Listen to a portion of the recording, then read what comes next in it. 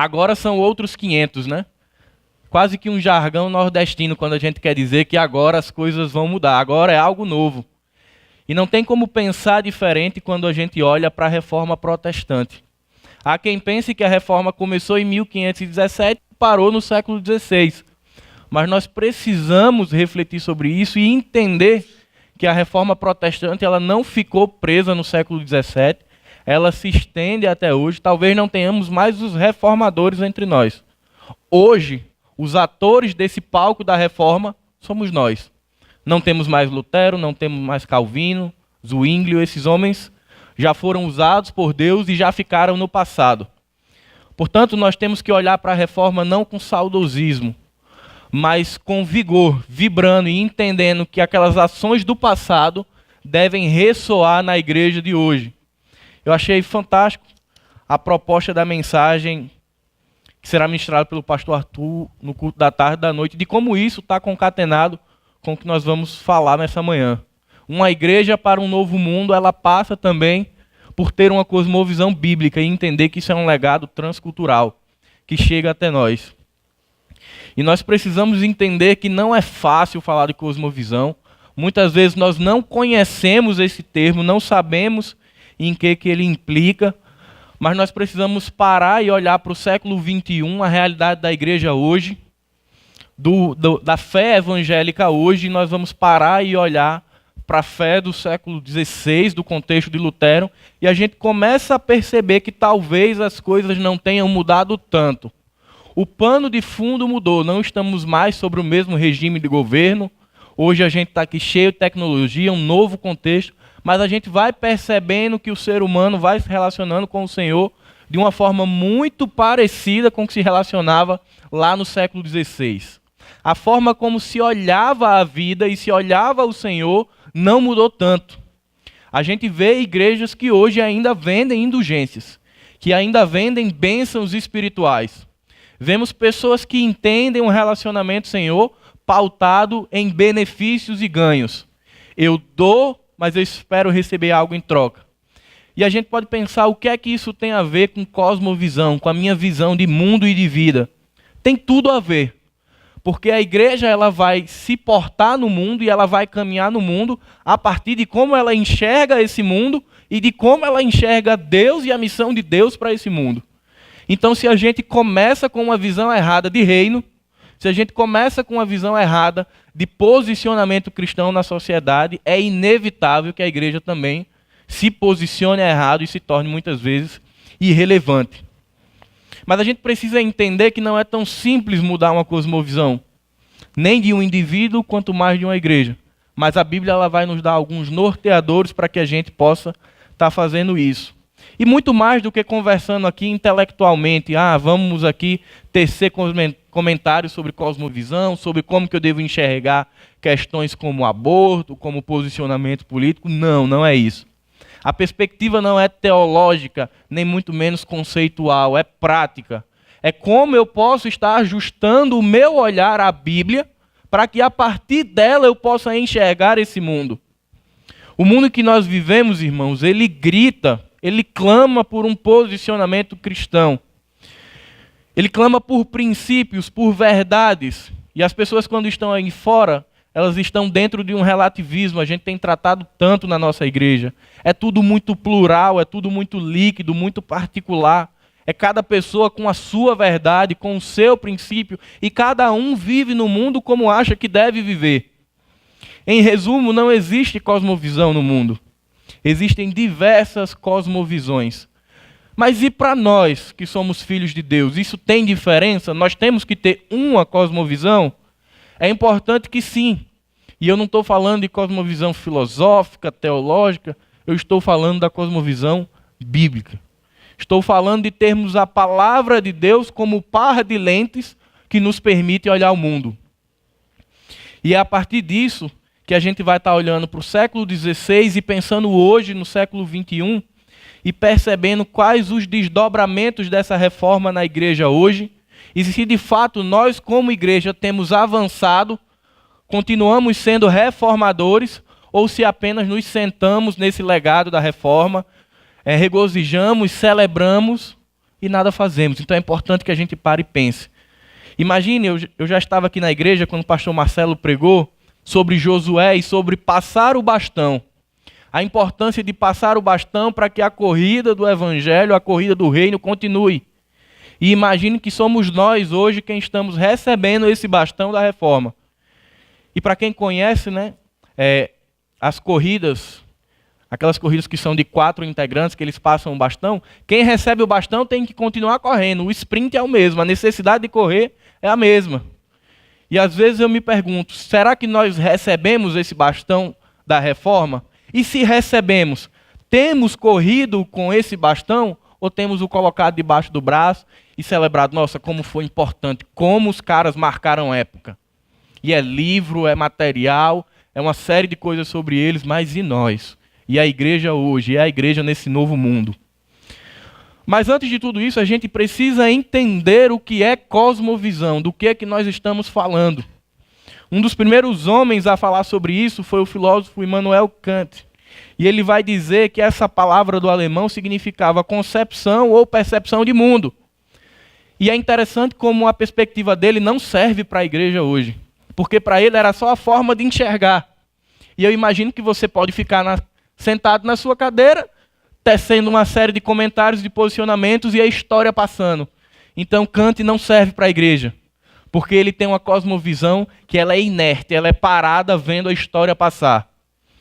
Mas um teólogo holandês chamado Abraham Kuyper, ele fala em um dos seus discursos que a tradução correta para essa palavra alemã é visão de vida e de mundo.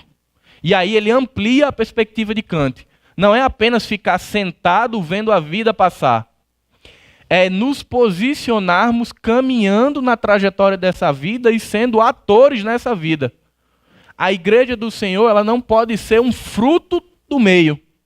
Nós não podemos ser construídos pelo que está fora, mas pelo contrário, nós somos chamados a ser construtores de valores, construtores de princípios e atores nesse mundo. E atores que propagam e que proclamam as boas novas de Jesus Cristo.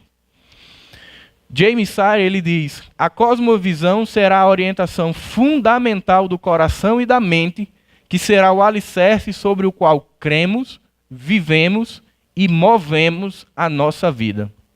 Queridos, guarda só esse finalzinho. É o alicerce sobre o qual cremos, vivemos e movemos nossa vida.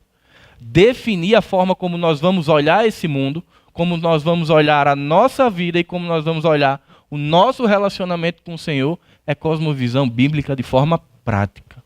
É olhar para esta palavra e fazê-la ser viva e eficaz na nossa vida. A palavra do Senhor, quando os reformadores propõem as 5 solas, a sola Escritura, era muito mais do que apenas dizer, olha, agora a nossa fé é pautada apenas na Escritura. Eles estavam querendo falar de algo muito mais profundo, de uma conduta de vida pautada nas Escrituras. Então, todo o meu caminhar, seja para a direita ou à esquerda, os meus posicionamentos, eles precisam ter um alicerce e um fundamento na palavra de Deus. E isso nos desafia.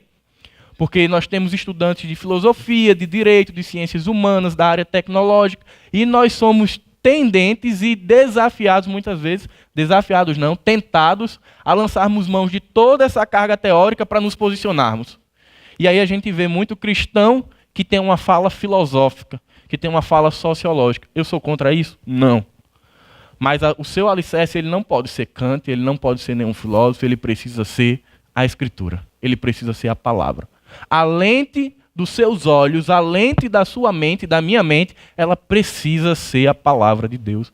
E isso nós não podemos barganhar e não podemos trocar. E não é possível fazer como eu faço com meus óculos, que eu tiro e escolho quando eu quero colocar. Ela precisa ser definitiva, ela precisa fazer parte da nossa vida, 7 dias por semana, 24 horas por dia. O nosso olhar tem que ser um olhar assim como o de Cristo foi. E uma ilustração que eu gosto de pensar quando eu penso em cosmovisão é de que nossa cosmovisão deve ser como um ponteiro de um relógio, o qual está sempre em movimento, considerando uma nova realidade a cada segundo, contudo permanentemente ligado ao mesmo alicerce. Queridos, é notório e é sabido de todos nós que nós vivemos num mundo de transformações. Então a forma como nós olhamos hoje, amanhã o cenário já é outro completamente diferente, as relações são diferentes, as ideologias de gênero são diferentes, elas se multiplicam, os posicionamentos políticos eles mudam, e nós estamos dentro desse contexto. Nós não vivemos como alienígenas, nós não vivemos fora da realidade.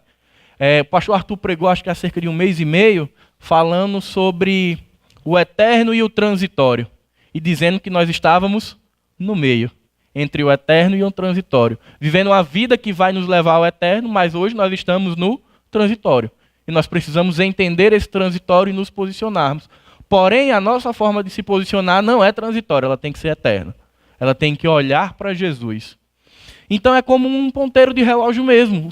Ele vai passando e as cenas vão passando e o mundo vai se transformando e nós vamos sendo bombardeados por uma série de questões novas, porém o ponteiro está ligado ali numa origem. Ele vai se mexendo, cada segundo uma nova realidade, mas ele está fixo, preso a um mesmo lugar. Ele tem um alicerce. Então o cristão ele tem que ser semelhante a esse ponteiro. Você vai se transformando, o mundo vai se transformando. Eu acho que quem mais sente isso é quem é pai e quem é mãe, porque vê um contexto que foi criado e de repente olha para o filho e já é algo completamente diferente, olha para o neto é algo diferente, e eles têm que ir se adaptando, se moldando a isso para compreender essas pessoas, mas o alicerce tem que ser sempre a palavra de Deus. E os nossos reformadores, eles lutaram não apenas por questões doutrinárias, eles literalmente deram a tapa num combate à supremacia alienante da Igreja de Roma. Perceba que Lutero, para quem assistiu o filme, ou para quem conhece a história de Lutero, ele não apenas publica as 95 teses, ele confronta também o imperador. Ele reúne uma série de príncipes e os chama a um posicionamento social. Perceba que ali ele está lutando contra um absolutismo papal, ele está lutando como uma forma de governo, sobre uma justiça social, e é aí onde a gente se aproxima muito. Nós estamos aqui ligados no reino, mas nós também estamos sendo chamados e desafiados a atuarmos nesse cenário de relativismo de verdade, nesse cenário onde Deus não é o centro da vida das pessoas, onde tudo é líquido, onde tudo é descartável. Nós somos chamados a sermos diferentes. A como a palavra do Senhor diz, a sermos sal e luz nesse contexto. E é isso que a cosmovisão nos permite ter. Nos permite ter um par de lentes na nossa cabeça e fugirmos de dois extremos. O extremo do legalista e o extremo do licencioso. Vai ter aquela pessoa que tem uma cosmovisão tão fechada, tão moralista, que ela diz, não, eu não vou me envolver com esse mundo porque eu sou santo, e esse mundo é cheio de pecado, e as universidades desviam os cristãos, e eu não vou me relacionar com pecador, e são moralistas e acham que podem viver algo diferente do que propõe o Evangelho. Estão lá no extremo da esquerda. Do outro lado, tem aqueles que acham que têm uma cosmovisão tão boa que vivem de uma forma tão parecida com o mundo que nem se percebe diferença entre eles e o mundo. São os licenciosos, são os neoliberais. É a galera da teologia aí, liberal, ou dos que acham, ou dos desigrejados, como a gente tem visto um movimento muito forte no Brasil. E aí a nossa cosmovisão, ela deve nos levar para o legalismo ou para o licenciosismo? Para nenhum dos dois. Ela nos chama a ter uma vida equilibrada, sólida e pautada na palavra do Senhor. E a partir disso a gente se posiciona na cultura, a gente se posiciona na política, a gente tem um posicionamento na faculdade, na nossa família, mas sempre algo bíblico. Sempre algo que tem como fundamentação a palavra de Deus. E, queridos, tenham certeza, questões como essa impactam o mundo. Talvez eu e você não tenhamos a mesma oratória e o mesmo alcance que os reformadores tiveram. Mas certamente que se a gente tem uma perspectiva de vida bíblica, se a gente tem uma cosmovisão bíblica, o nosso contexto ele vai ser impactado, porque ali é a palavra de Deus sendo mostrada ao mundo. Coríntios vai falar, né, que nós somos como carta viva escrita ao mundo. Então é importante nós pensarmos que tipo de mensagem está impregnada em nós para que o mundo leia. Esse mundo moderno, esse mundo de hoje, o que é que a igreja está escrevendo para que o mundo leia? Se nós estamos escrevendo qualquer coisa que não seja a palavra de Deus, as pessoas não estão vendo o Evangelho. Por isso que é tão importante sermos cartas vivas com escritas bíblicas. com a palavra do Senhor escrita em nós, para que nós possamos mostrar o evangelho a esse mundo. E aí o contexto onde você vai estar é o que menos importa, desde que o seu alicerce seja a palavra do Senhor. Vamos abrir nossas Bíblias lá em Gálatas, capítulo 1, verso 16. Verso 6, perdão.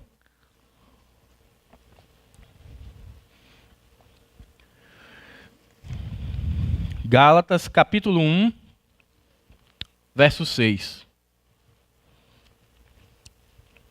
A palavra do Senhor diz: Admiro-me que vocês estejam abandonando tão rapidamente aquele que os chamou pela graça de Cristo para seguirem outro evangelho. O contexto de Gálatas ele vai acontecer ali entre 50 e 60 depois de Cristo e vai estar pautado na terceira viagem missionária de Paulo. E o principal propósito dessa carta era combater as heresias e os ensinamentos judaicos. Aquela igreja que ora tinha sido ensinada no Evangelho dos Apóstolos, ensinados na graça de Cristo, agora ela estava sendo ameaçada e ensinada com verdades que eram diferentes do que eles tinham aprendido. E eu fico pensando o sofrimento de Paulo em imaginar, poxa, aquela igreja foi ensinada no caminho do Senhor e eu saí, vem ali uns novos homens, uns judeus, as pessoas gnósticas, e começam a colocar novas verdades e rapidamente se troca o evangelho por um novo evangelho. Se troca a visão de Deus agora pela visão de homens. E Paulo escreve aos Gálatas no capítulo 1 para dizer isso. Olha, eu estou admirado como foi rápido. Não deu tempo nem de virar as costas, vocês já trocaram. Vocês já têm uma nova lente, vocês agora já têm um outro evangelho.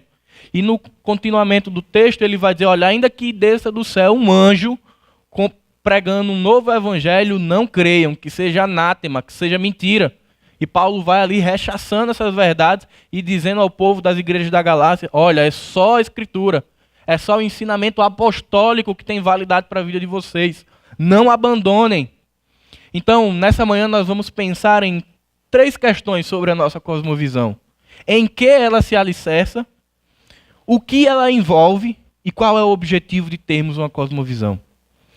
O primeiro ponto é que a cosmovisão bíblica necessita de um alicerce, e esse alicerce precisa ser sólido. A cosmovisão do cristão, a cosmovisão do crente, ela não pode ser líquida. A gente não está aqui pautado nos livros de Bauman. É amor líquido, sociedade líquida? Não. Estamos falando das Escrituras. E falando das Escrituras, ela é algo sólido, ela é inerrante. Ela não contém erros, ela é infalível. Então, a nossa cosmovisão, o primeiro ponto, ela precisa ser sólida. Ela precisa estar fincada na palavra do Senhor. Abrir mão da visão e compreensão correta do Evangelho significaria errar o alvo e naturalmente desviar-se da missão de Deus. Se eu perder de vista as verdades do Senhor, se eu perder de vista a missão que o Senhor tem para a sua igreja, é inevitável que eu erre o alvo. Se eu paro, ler livros é bom, é fantástico, mas tem muita gente, muitas igrejas que trocam a Bíblia por alguns métodos que deram certo lá nos Estados Unidos, por alguns livros que foram eficazes e abençoadores, e vão trocando e vão construindo novas realidades, e tem um alicerce que não é sólido. Tem um texto na palavra do Senhor que me deixa muito feliz quando eu paro para ler. É aquele que fala do construtor, que constrói sobre a areia e constrói sobre a rocha. Às vezes pensamos que são 2 locais distintos, né? Um está numa montanha de areia e um está num penhasco ou num rochedo. Não. Na verdade, muitas vezes o ambiente é o mesmo. O que o texto está falando é da profundidade do alicerce. Tem uns que fazem um alicerce só de 50 centímetros, fica no barro, na areia. Mas naquele contexto, tinham aqueles que cavavam 1,5 m, 2 m, que passavam pela areia, encontravam o rochedo e se alicerçavam lá embaixo, nas rochas. Percebam, não são lugares diferentes, são profundidades distintas.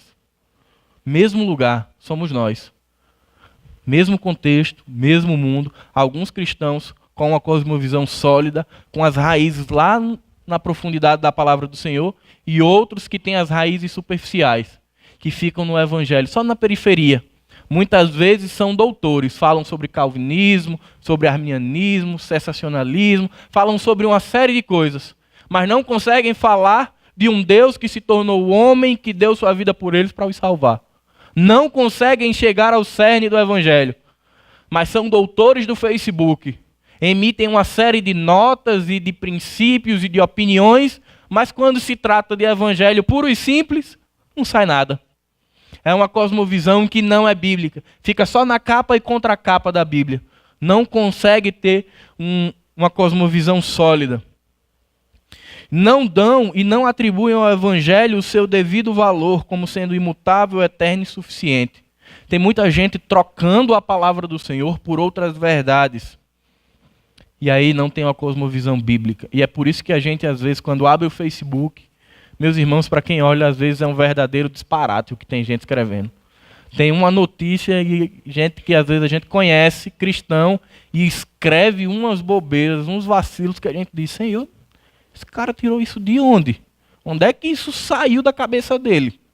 Que foi de qualquer lugar, menos da palavra do Senhor. Por quê?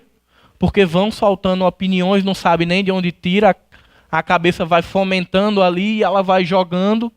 E nós temos um papel nesse mundo, nós somos responsáveis por isso. Então, o nosso alicerce ele precisa ser sólido. Ele não pode ser em nós não podemos ser egocêntricos, não pode ser na ciência, mas tem que ser teocêntrico. Tem que ser no Senhor, tem que ser a partir do Senhor. Tem um texto que muitas vezes a gente não entende a profundidade. Quer comamos, quer façamos tudo para a glória de Deus. Parafraseando. Quer publiquemos, quer falemos, que façamos para a glória do Senhor. Então, se a gente vai fazer isso, se a gente vai atuar no mundo, irmão, reflete. Meu alicerce, isso que eu estou opinando no mundo, tem a Bíblia como fundamento? Tem sentido? A palavra do Senhor, ela me ampara. Se ela me ampara, bênção. Vai lá, se posiciona. A Bíblia não me dá margem para falar isso. Retém a língua, retém o dedinho, não publica, fica para você. Garanto que você vai deixar de impactar negativamente, porque o que tem de cristão aí criando polêmica desnecessária em torno de alguns temas não é brincadeira, porque não tem uma cosmovisão bíblica. O segundo ponto para termos uma cosmovisão bíblica é entendermos que ela precisa ser universal. E aí os cânticos dessa manhã já remetem a essa universalidade, que é a graça de Cristo. Quando Paulo fala aos Gálatas, no decorrer do texto, ele vai lembrá-los que o que os alcançou não foi o mérito deles, mas foi a graça de Cristo. E se existe algo que é transcultural, que atinge a nós em Natal, aos irmãos do Recife, na Ásia, na Europa, na África, é a graça de Cristo. Ela não tem distinção cultural, não tem distinção ideológica, mas ela transforma a todos os quais ela atinge. Então a nossa cosmovisão tem que ser a graça. Eu não posso olhar para alguém e dizer, não tem jeito. Aquela pessoa ali eu vou desistir. Devemos nos lembrar que somos alvos da graça do Senhor, uma graça irresistível, que nos atingiu com tanta força que a gente não resiste ao Senhor e se entrega. Então, quando eu olho para esse mundo perdido, eu não posso dizer, eu vou viver no meu mundo, porque esse mundo não tem mais jeito. Pelo contrário, o mesmo amor e o mesmo poder que a graça se manifestou na minha vida e na sua vida, ele também é capaz de transformar este mundo, esta cidade. Vivemos num estado que já passou de 2.000 mortos. Será que tem jeito? Será que a igreja tem algum papel nesse cenário? Ou temos que esperar os números fecharem 1.000, 2.000, aí vai lá na praia, enfim, com cruzes. Eu entendo o movimento, foi importante, chamou a sociedade, mas nós não podemos esperar 2.000, 3.000, nós precisamos nos posicionar. E aí não é um posicionamento crítico, é um posicionamento de compartilhar a graça. Porque ela é capaz de ir lá na comunidade do Mosquito, onde eu não consigo ir, mas que se tiverem irmãos que entendem a sua missão, que entendem a missão de Deus, vão lá e vão mudar aquelas vidas, e o nosso estado tem jeito sim. Esse mundo tem jeito sim. A graça não é como se pensava logo quando começou a ser escrito e vivido na igreja primitiva. Ela não é exclusiva dos judeus. Ela chegou até nós. O pastor pregou semana passada, Lídia, lá na Europa, uma asiática, provavelmente ela era asiática, recebe o evangelho e esse evangelho chega até nós. Então a nossa cosmovisão sobre essa realidade caída e podre, ela precisa ser com os olhos da graça. Eu não posso apenas ver e dizer, eu não vou me sujar. E aí eu acho fantástico um grupo vocal que tem no Rio de Janeiro, chamado Estratagema de Deus. São pastores que trabalham nas favelas. E uma das músicas eles dizem: nós precisamos sujar os nossos pés, assim como sujaram para nos alcançar. Muitas vezes essa cosmovisão que não é bíblica diz: não devo me assentar na roda dos escarnecedores, vou estar apenas com os meus irmãos. Poxa, e quem alcança esse mundo? Estão percebendo como a forma de olhar, ela define a forma do caminhar. Se eu olho errado para a palavra do Senhor, eu caminho errado. Se a igreja não tem a lente da cosmovisão bíblica, ela não cumpre a missão do Senhor. Então, 2 pontos. Essa cosmovisão precisa ser sólida, é o Evangelho. Ela precisa ser universal, como a graça de Cristo. E ela precisa ser imutável, como o próprio Cristo. Nós precisamos entender a obra redentora de Jesus. O que ela fez em nós e o que ela pode fazer através de nós. Nada mudou, irmãos. A reforma passou, teve o puritanismo, foram surgindo muitas igrejas, nós estamos aqui hoje, mas Cristo continua sendo o mesmo, que é capaz de salvar o perdido. Por mais que as igrejas tenham acrescentado ritos, tenham acrescentado valores financeiros, Cristo, que é o Senhor da igreja, ele não mudou. E é a partir da vida de Cristo que nós devemos caminhar. Quando pensamos em cosmovisão como sendo uma percepção de visão e de vida, nós devemos olhar lá para os evangelhos e estar sempre ali de olho vendo como Jesus andava. Se você pegar, eu acho que é Lucas capítulo 8, a agenda de Jesus era lotada. Ele estava o dia inteiro ocupado. Mas como o seu olhar era de graça, era de amor, ele encontrava tempo para cuidar de pessoas. Nós estamos aqui numa igreja em células. Todos com a vida corrida, com uma vida profissional agitada, desgastante. Mas quando nós olhamos para os nossos irmãos, quando nós olhamos para os perdidos com a ótica da graça, olhando para a vida de Jesus, nós somos impulsionados a dizer: eu estou cansado, mas eu preciso amar, assim como eu fui amado. Porque nada mudou. Cristo é o mesmo ontem, hoje e sempre. Por isso que quando perguntam a Deus: quem é você? Eu o sou. Então a nossa cosmovisão ela precisa ser sólida, ela precisa ser universal e precisa ser imutável. Convido os irmãos a abrirem suas Bíblias lá em Romanos 12, 2. Um texto muito conhecido de Paulo. Romanos 12, versículo 2. Diz a palavra do Senhor: não se amoldem ao padrão deste mundo, mas transformem-se pela renovação da sua mente, para que sejam capazes de experimentar e comprovar a boa, agradável e perfeita vontade do Senhor. Paulo escreve aí a uma igreja mista, uma igreja de judeus, mas também de gentios. Paulo prepara a igreja para receber um dos mais considerado um tratado teológico da Bíblia. Nós temos aqui em mãos uma preciosidade que é Romanos. Você quer ter uma ótica saudável da vida cristã? Você quer ter uma ótica saudável do mundo aí fora? Para e estuda Romanos. Chama o pastor para perto e diz: pastor, eu preciso ajustar a minha vida. Começa por Romanos, começa pelos evangelhos. É desafiador, não é um texto tão simples, mas é um texto que nos permite ver o mundo de outra forma. Quando a gente olha Romanos 1 e 2, a paulada comendo já na gente, dizendo que as pessoas não mereciam, estavam condenadas, e a gente para e diz: poxa, eu faço parte desse povo que era condenado, mas essa graça me alcançou e existe uma promessa de redenção. Eu começo a trazer as lentes da graça, eu começo a trazer a cosmovisão bíblica para a minha vida. Então, começa por Romanos, dedica tempo a esse livro, porque eu tenho certeza que ele é abençoador. Mas para definir uma cosmovisão bíblica, primeiro você precisa ser cristão, você precisa ser salvo. E aí é um assunto delicado. Por que muitas vezes a igreja não tem um posicionamento bíblico? Porque tem pessoas que só são crentes, ou que só são batistas, ou só são presbiterianos, ou qualquer outra, mas ainda não conheceram o Jesus. Conhece apenas o Jesus histórico, mas não conhece o Jesus que habita neles através do Espírito Santo. E aí é impossível você adotar um posicionamento bíblico se você não conhece o Jesus. Então, o primeiro ponto, Paulo vai estar dizendo, olha, não se amoldem ao padrão desse mundo, mas renovem pela sua mente. Romanos vai tratar dessa questão da ética cristã e do relacionamento com Cristo. E ele vai falar de uma necessidade de mudar a nossa cabecinha. E não é simples, a gente não quer abrir mão dos nossos valores. Às vezes eu tenho 30, 40, 50 anos e eu sempre disse que esse pedestal é preto.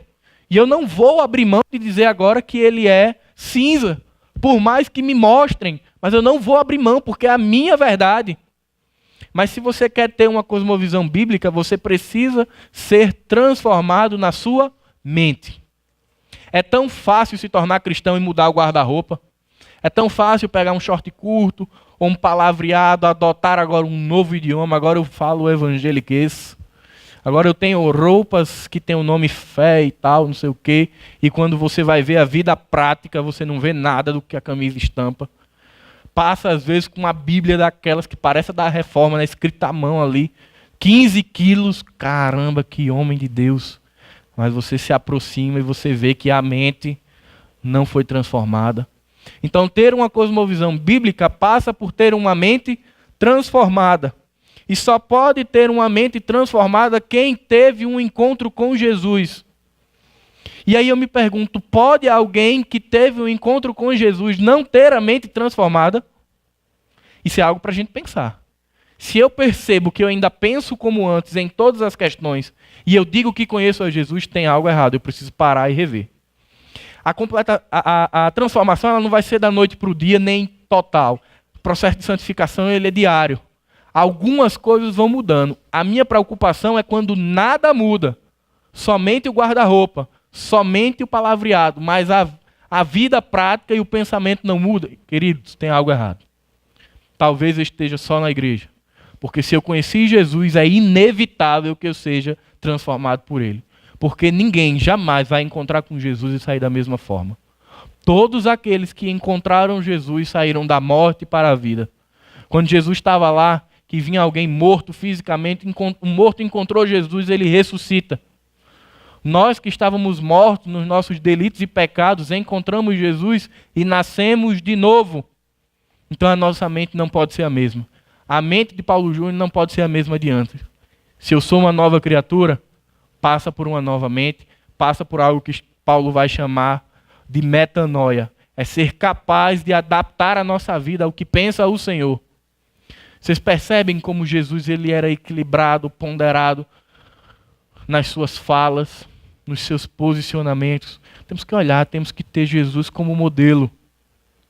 E tentar sempre, poxa, esse Jesus, como o que ele faria se ele tivesse aqui? Eu, como servo, como discípulo, eu tenho que trilhar um caminho parecido com o de Jesus.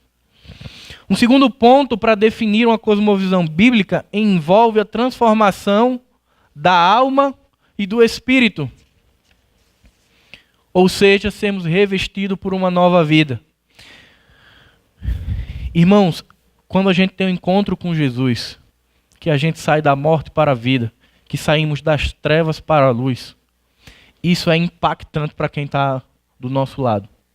Tem pessoas que chegam a não ser mais reconhecidas. As pessoas olham e dizem, espera aí, o que é que aconteceu com essa pessoa agora tão diferente? Antes, quando tinha um assalto, ela dizia, tomara que morra, merece a morte. Né? Eu faço isso, não sei se os irmãos já fizeram. Né? Eu digo, Senhor, muda a minha mente. Quando eu vejo um estupro, por exemplo, paz, era bom que botasse na cadeia e ele recebesse o prêmio. Mas eu paro e penso, poxa, será que Jesus é isso que ele quer? Ou será que o meu papel não era dizer, tomara que a graça do Senhor alcance esse cara?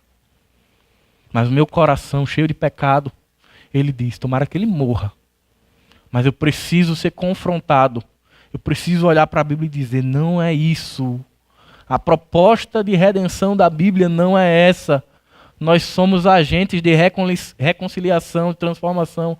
Poxa, eu não posso aceitar. É por isso que Paulo diz, não se amoldem a este padrão. Irmãos, nós somos desafiados a termos uma cabeça, a termos a nossa vida diferente do que está aí fora. Se todo mundo deseja a morte daquele cara, eu preciso desejar a vida dele, a vida eterna. Eu preciso desejar que o Senhor o alcance. A minha mente precisa ser diferente, ela precisa brilhar Jesus Cristo. E isso só é possível quando a gente alinha a nossa mente, alinha a nossa vida com a palavra do Senhor. Não dá para viver a passos à frente da Bíblia, ela tem que andar do nosso lado.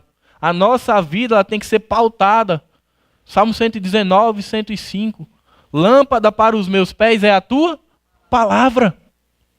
A ideia é de que ela vai na frente, iluminando, clareando, e os meus passos vão indo a partir de onde essa luz chamada Evangelho nos leva. Eu não posso deixar o Evangelho atrás e eu sigo o meu caminho e uso o Evangelho como amuleto. Não! A proposta é de tê-lo à frente, guiando os nossos passos. Um autor chamado Phillips, ele traduz: não permitam que o mundo à sua volta obrigue que vocês se moldem a ele, mas deixem que Deus molde os seus pensamentos interiores. Eu também não posso aceitar apenas mudar verbalmente, porque eu não quero que o meu líder de célula, porque eu não quero que o meu pastor descubra o que está no meu coração. Eu desejo a morte, mas eu digo, não, que o Senhor restaure essa vida. Mas no íntimo eu estou dizendo, tomara que morra. Eu não posso aceitar viver com essa dualidade que nos gera uma capa. Um cristão que é muito belo por fora e muito sujo por dentro. Como Jesus dizia, né? Sepulcro caiado. Eu não posso aceitar isso. Eu preciso ser confrontado pela palavra. Eu preciso trazer uma visão bíblica para a minha vida, para que eu tenha os meus pensamentos interiores, do íntimo do meu coração, transformados também pela palavra do Senhor. Portanto, ter uma cosmovisão bíblica, irmãos, não vai ser algo que a gente vai sair hoje daqui e vai receber um par de óculos ali fora. E agora eu vou ver com os olhos de Cristo. É algo que parte de dentro para fora. Vai partir do seu relacionamento com Deus, com a sua submissão à palavra, e vai reverberar e vai, por fim, trazer uma nova forma de ver. Não é uma peça que você troca na sua vida, mas é uma construção. Você vai construindo essa forma de ver o mundo, você vai construindo essa forma de se posicionar no mundo, até que você olhe e diga, glória a Deus, eu estou no caminho certo, eu estou tentando andar como Cristo andou, eu estou tentando enxergar essa situação não pelos meus olhos, mas pelos olhos de Cristo.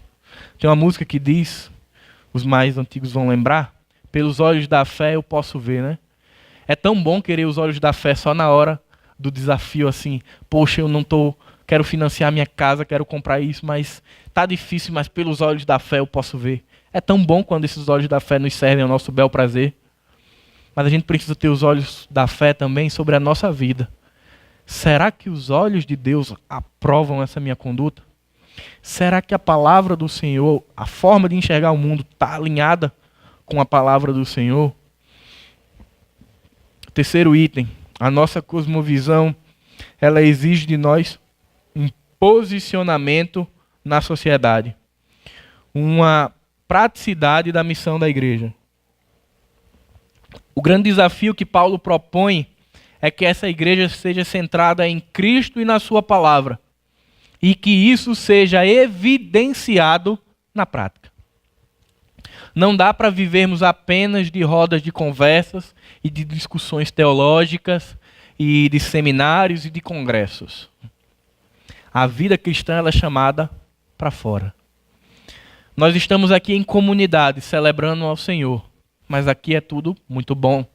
Está todo mundo bem vestido, está todo mundo cheiroso, está todo mundo aparentemente emocionalmente equilibrado, mas o grande desafio é dali da porta para fora.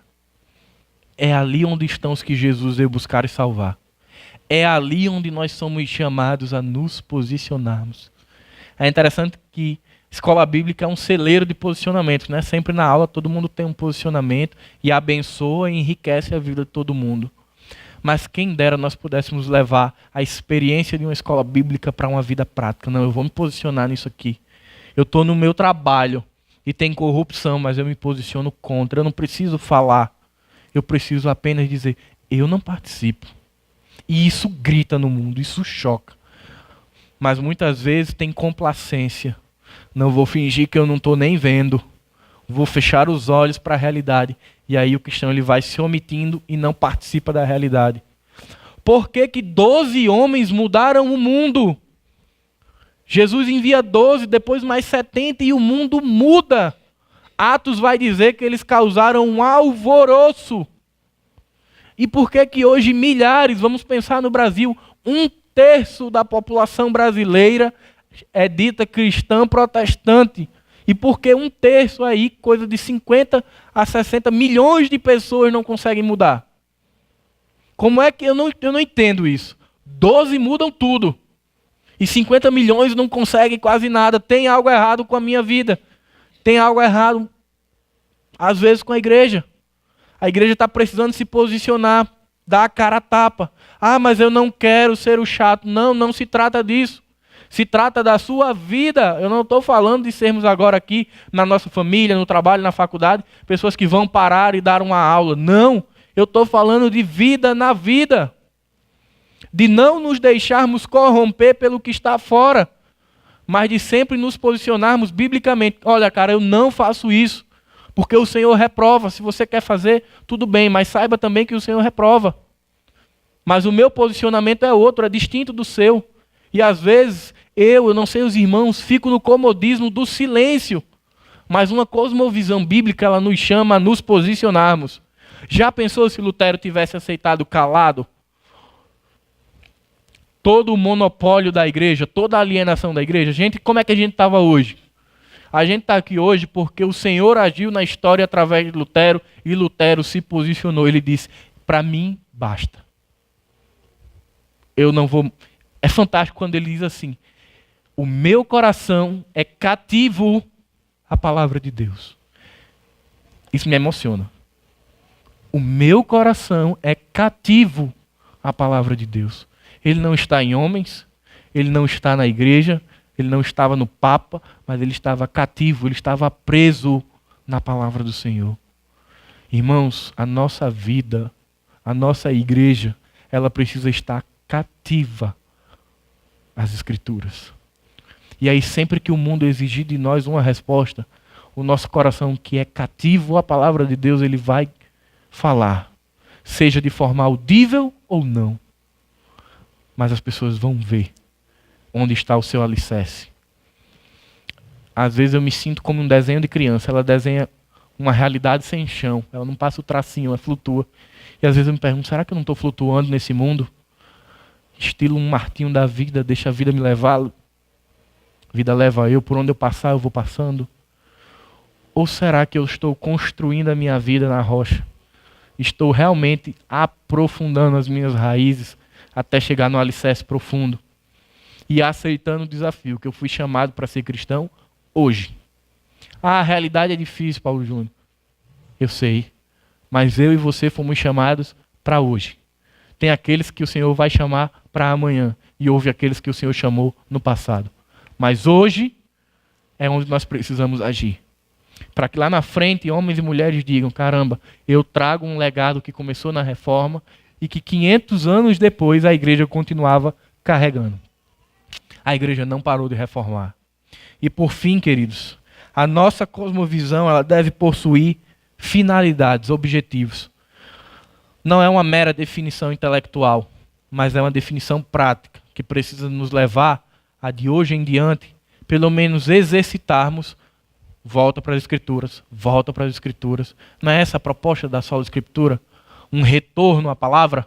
Não é essa a proposta da reforma? Retornar à palavra? Então, sempre que a gente estiver caminhando, irmãos, se percebermos que estamos desviando um pouquinho da palavra, preciso voltar, preciso voltar. Na história de Lutero, quando ele decide ser padre, ele está fugindo de uma tempestade e ele vai pedindo socorro, socorro, socorro. Se o Senhor me livrar, eu me tornarei padre, eu me tornarei padre. E ali o que levava Lutero a buscar a Deus era o medo. Mas depois ele descobre que ele podia buscar ao Senhor por amor. Ele dizia, eu quero um Deus de amor e de graça. E quando ele conhece esse Deus de amor e de graça, ele não volta mais por medo, ele volta por amor. E assim deve ser a nossa vida, a nossa cosmovisão. A gente tem que voltar à palavra por amor a ela. Porque nós desejamos, nós ansiamos estar na palavra do Senhor.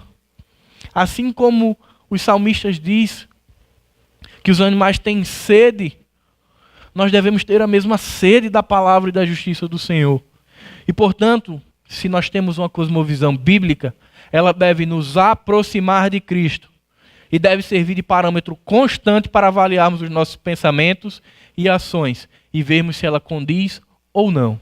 Se eu estou olhando com os olhos da graça, com os olhos da fé, com os olhos da Bíblia, isso tem que me aproximar do Senhor Jesus. Quanto mais refinada é a nossa cosmovisão, mais próximo do Senhor eu estou, porque eu estou olhando a partir dele.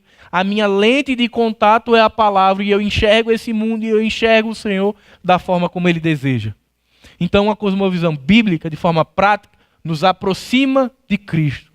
Nos faz entender nossa condição de servo e a dele de Senhor. Nós não impomos nada ao Senhor, nós não o colocamos no canto da parede, mas nós somos servos. Assim como Marcos diz, que Jesus é o modelo de servo, ele veio para servir, assim somos nós. A nossa cosmovisão, ela vai permitindo que a gente vá entendendo o nosso papel com o Senhor, o nosso papel na igreja e o nosso papel na sociedade. Então precisamos estar dispostos a isso, a sermos condizentes com a palavra do Senhor. Não dá mais para aceitar igrejas que estão aí fora, muitas vezes, de pessoas que têm um discurso que fala de A, mas uma vida que fala de B. Cosmovisão bíblica promove alinhamento com o Senhor, aproximação. Ter uma cosmovisão bíblica nos aproxima da igreja. Me faz olhar para o meu irmão e dizer, poxa, eu penso diferente de você, Patrícia. Talvez eu discorde quanto a isso aqui. Mas qual é o seu objetivo? É glorificar o nome do Senhor, é alcançar vidas? Então a gente sai desse ponto de confusão e volta. Quer que eu dê um exemplo bem claro? Você é arminiano ou calvinista? Eu sou arminiano. E o calvinista diz, me mostra um texto na Bíblia. Aí começa. Passam 2 dias ali e ninguém ouviu de Jesus. Ficam ali na periferia, coisas que não vão mudar a eternidade. Então, quando a gente bota a lente da cosmovisão, a gente diz, homem, quer saber de uma coisa? Calvinismo ou arminianismo, besteira. Você quer alcançar pessoas? Quero. Eu também. Vamos junto? Ah, eu acho que o louvor deveria ser mais móvel. Ah, não, eu acho que não deveria bater palma. Gente, vamos numa praça então? Vamos lá louvar junto com as pessoas que não conhecem a Jesus, mostrar a eles o como nós louvamos ao Senhor? Ah, mas eu vou me mexer. E você? Não, sem problema, vamos 2 juntos. Percebam como olhar a partir da Bíblia, ela retira uma série de problemas da igreja e aproxima em prol de um bem comum, que é a missão de Deus na igreja. Se a gente estiver cheio de cosmovisões na igreja, é uma galera querendo ir para a direita, outro para a esquerda, os pastores querendo puxar, e ainda tem os que estão em cima, só passeando. Tipo uma carroça. Tem quem puxa, tem quem fica em cima e quem fica atrás. E a igreja do Senhor precisa ter todos à frente, todos puxando, avante, avante, avante. Eu gosto do texto que diz, as portas do inferno não prevalecerão contra a igreja. Certo dia alguém disse, é fantástico como o Senhor nos protege e não deixa a porta ser rompida. Eu disse, não é isso. A ideia do texto não é de uma igreja dentro de 4 paredes, com Satanás atacando e ela se segurando, não. A ideia é de uma igreja unida, atacando a realidade do inferno e saqueando, tirando pessoas da morte para a vida. É a gente apertando ali, rompendo e resgatando. Não é uma igreja amedrontada dentro do templo. É uma igreja confiante, corajosa, bíblica, atuando no mundo. Então, ter uma cosmovisão bíblica me aproxima de Cristo, me aproxima da igreja e, por fim, me aproxima da sociedade e da cultura. Eu não vou ser um cristão alienado. A gente está tendo aqui uma série de mensagens no Café com Bíblia que tem falado muito sobre cultura e pós-modernidade. Mas não no sentido de que isso é uma realidade que nos pertence, mas pelo contrário, é algo que nós estamos nela e que nós devemos produzir. Eu vou estar sensível ao que se produz aí fora, de teatro, de cinema, de música, e eu vou estar olhando e pensando intencionalmente, poxa, como que eu posso usar isso a favor do reino de Deus? Agora tem esse tipo de arte, como que eu posso pegar isso e transformar em algo que me facilite chegar com o reino de Deus? Quando teve aquela tragédia de Mariana, que a barreira se rompeu, muitas pessoas foram alcançadas, incrivelmente, pasmem, porque cristãos aproveitaram aquela circunstância para falar de Jesus. O contexto parecia inapropriado, mas elas conseguiram transformar e falar de Jesus e pessoas foram salvas. Então, quando eu tenho a cosmovisão bíblica, eu vou olhando esse mar de produções que tem aí fora e vou dizendo, eu vou por aqui. Eu vou passando pela prova, né? Dando glória a Deus. E vou acabar chegando na vida de pessoas e alcançando elas. É isso que a cosmovisão bíblica vai trazer à nossa vida. E aí a gente vai poder parar e pensar, seria fantástico se todos pudessem acompanhar a mensagem da tarde e da noite e entender que nós somos uma igreja para o mundo de hoje. E aí, eu tenho uma cosmovisão que permite ser um cristão do século XXI? Ou eu tenho uma cosmovisão que me deixa longe das pessoas?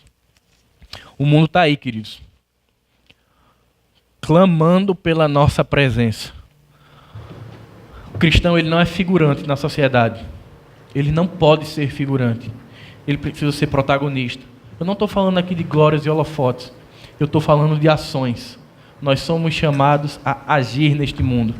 Nós não podemos ser figurantes ali no canto, imperceptíveis. Somos chamados a ser sal e a ser luz.